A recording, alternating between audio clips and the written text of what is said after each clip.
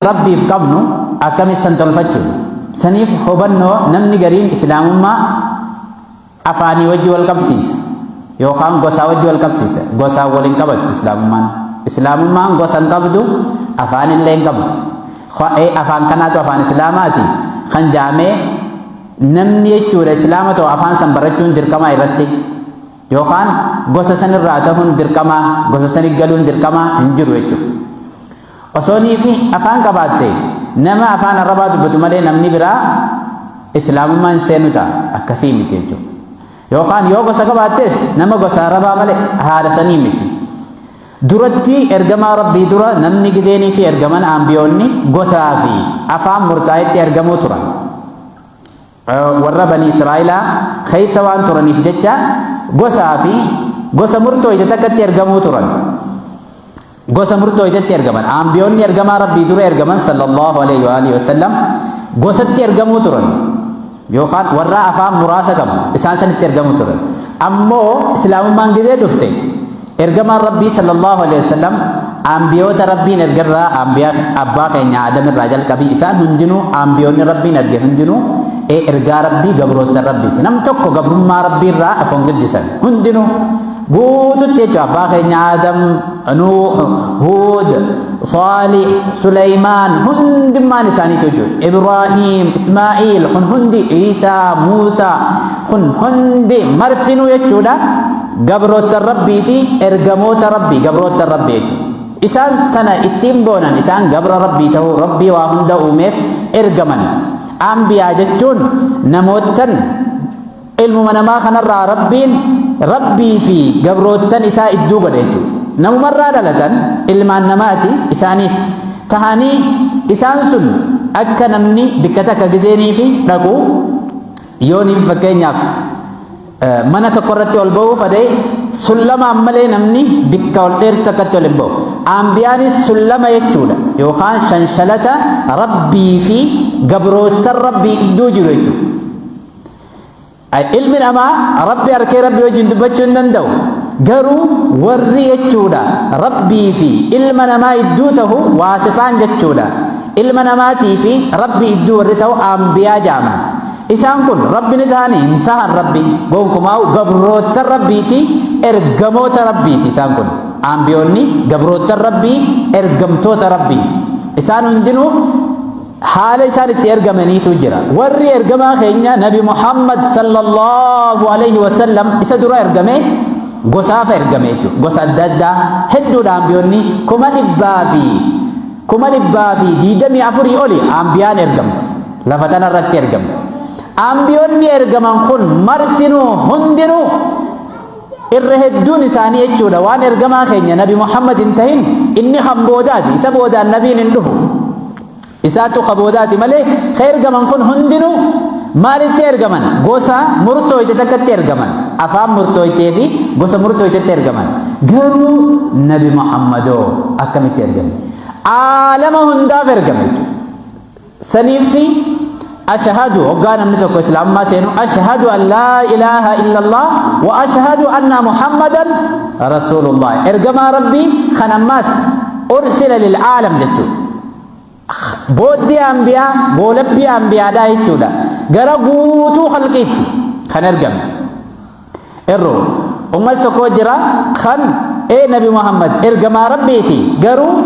غوسا مراسا برجم جو سني إسلام ما سينو نمني nabi Muhammad ergame garuu ergamaa rabbiiti aalamaaf hin argamne yoo jee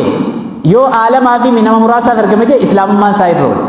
inni maal wamaa arsalnaaka illaa kaaffatan linnaasi rabbii jeen jechuudha quraanaa wajjii wal mormu waan ta'eef hunduma jechuudha uumaa rabbiin uume jinnii fi insi hundaaf rabbiin erge nabi Muhammad hundaaf ergame sallallahu alaihi wasallam kanarraa wanni guddoon islaamummaa jechuun waan biraa osoo hin tahin hubannoo nuti rabbiin uumee fi ambiyoota rabbiin erge ergaa rabbiitiif qabnu san tolfachuu jechuudha hubannoo san tolfachuu rabbiin nu uumeef hubannoo teenya akkamitti tolfanna rabbiin waa hunda uume maal jaan aalama kana keessa jirra nuti alcaalamu mutagayyir jaan alcaalamu aalamni kun martinuu ni jijjiirama wanni rabbii alaa hundinuu aalama jaamti عالم يوجد وربي على جني إنسي هند مخافي جتا والندجي في سمي خيس جرو مرتنو عالم جانت عالم خنا خيس والنجر هندنو على عالم متغير جانين خير ما يجودا أكما الدنيا تخن نمني هندنو إرى وليقل عالم نخن مرتنو وانججيرمو العالم متغير وكل متغير حادث جانين wanni jijjiiramu martinuu waan guyyaa keessa argame wanni jijjiiramu hundinuu waan guyyaa keessa argame wanni guyyaa keessa argame hundinuu wa kullu haadithin lahu muhdith waan guyyaa keessa argame hundaahu abbaa argamsiisee jira saniifi abbaan aalama kana argamsiisee eenyu Allah jennaan jechuu rabbi kan jechuudha kan waa hunda uume Allah hoggaa jennu inni jechuudha kan aalama jijjiiramu kana uume aalamni jijjiiramu hoggaa jennu ilmi namaa sadarkaa daa'imummaarraa deemee dulloomee du'ee kaan kutee kaan dhufa jechuudha namni duniyaa kanarraa mata 200 300 hin jiru kun jalaa kutaa kaan ni dhufa jechuudha wannummaan hundinuu halkanii fi guyyaa wal jijjiiramuun haaluma saniin bonaa fi gannatti ilmi namaa kuni fayyaa fi jiru jijjiirame jechuudha dhalachuun argamuun dhabamuun kun hundinuu jijjiirama jaan alaalama jechuun aalamuma kana keessatti wannummaan aalama kana wanni rabbi alaa tan jijjiiramne hin jiru kanarraa wanni guddaan hubannu maali hubannoon nuti islaamummaa jechuun hubannoon nuti rabbiif qabnu inni hin jijjiiramuun jijjiiramalee wanni jijjiiramu maal hin taatu rabbi ta'uu hin dandeessu wanni guyyaa keessaa argame yookaan wanni jijjiiramu haala tokkorraa haala tokko wanni jijjiiramu rabbii waa hunda uume ta'uu hin dandeessu gonkuma inni kan jijjiiruu malee hin jijjiiramne hubannoon nuti rabbiif qabnu haala saniin toluudha qabdi jechuudha islaamummaa jechuun hubannoon nuti waan jijjiiramu namni tokko lafaa ka'ee wooma jijjiiramu tokko yoo rabbi jee maal jennaan suni rabbi ta'uu hin dandeessu wanni jijjiiramu martinuu maal ta'uu hin dandeessu rabbi ta'uu hin dandeessu wanni jijjiiramu rabbiin kan jijjiiruu malee hin jijjiiramne ni jijjiira malee hin jijjiiramu waa hunda uume ammas inni amma dur jira guyyaa keessaan argamu daal wanni guyyaa keessaa argamte jijjiirama jechuudha inni immoo guyyaa keessaan argamu dur jira ammas akkuma dur jiru sani jira hin jijjiiramu rabbiin waa hunda dura jiru waa hunda jiraachuu isaatiif jalqaba hin qabu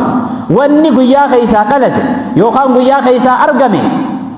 wama fedhe waa taatu waan jijjiiramu wanni jijjiiramu kuni gonkumaa rabbi ta'uu hin dandeessu jechuudha tanaaf rabbi beekuun dura durso inni ka hin jijjiiramne ta'uu beekuun inni ka jijjiiruu malee hin jijjiiramne ta'uu beekuun ammaas inni kan duraati ka duraa ta'uudhaaf jalqaba hin qabu